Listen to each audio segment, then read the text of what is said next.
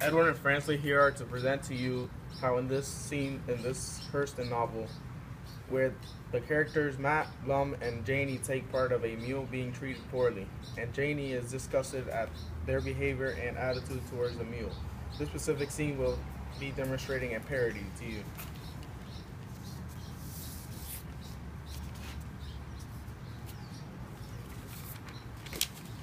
Late one afternoon, Matt came from the west with a halter in his hand. Been hunting for my mule. Anybody seen him? Seen him soon this morning over here behind the schoolhouse, about 10 o'clock or so. He must have been out all night to be over there that early. He was seen last he was seen him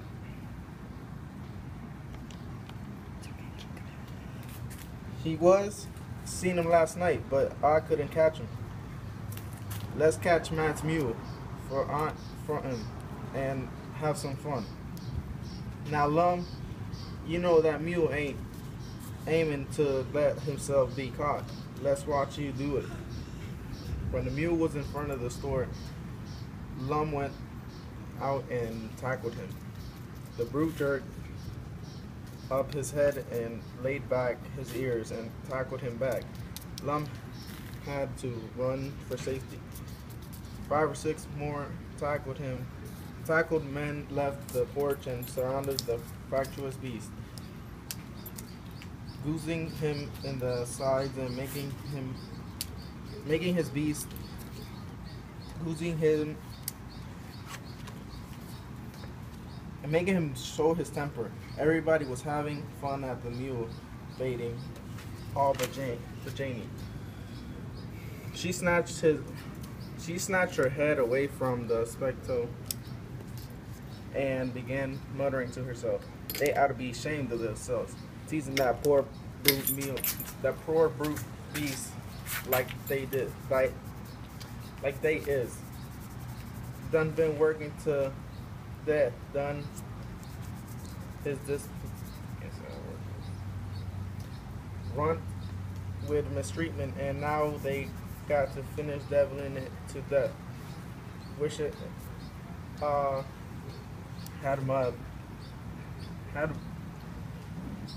had came my way with them all." She walked away from the porch and found something to busy herself with the back of the store, so she did not hear Jody when he stopped laughing. She didn't know that he had heard her, but she didn't hear him yell out. But she did hear him yell out, "Lum, I got, that's enough. Y'all done had y'all fun now. Stop y'all foolishness and go tell Matt Bonner I wants to have a talk with him right away." Janie came back out front and sat down. She didn't say anything, and neither did Joe. But after a while, she looked down at his feet and said, "Janie, I reckon you better go fetch me them old black gaiters. These tan shoes sets my feet on fire.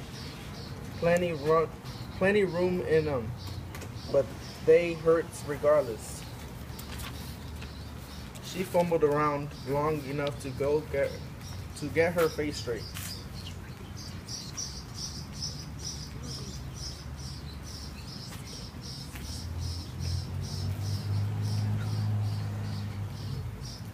When she got back, Joe was talking to Matt. $15. I got use as crazy as a Betsy bug. $5. Less.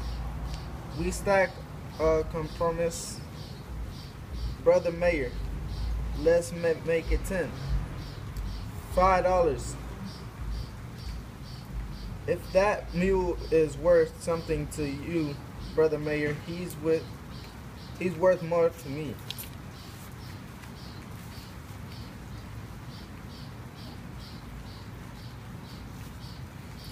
Bet Bet your trade in that time, Starks.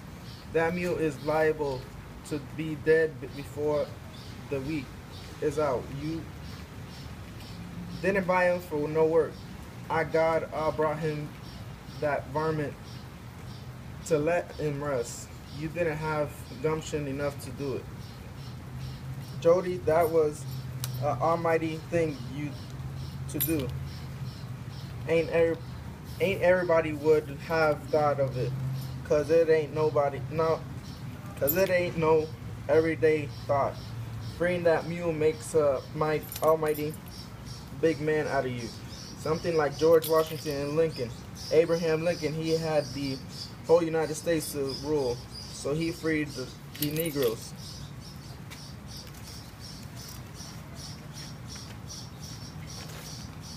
Your wife is a born orator, Starks. Us never know that before. She put just the right words to our thoughts. In this scene, the story is pure parody. All is done for Joe Starks to make himself feel good and grab attention from the town as an amazing mayor.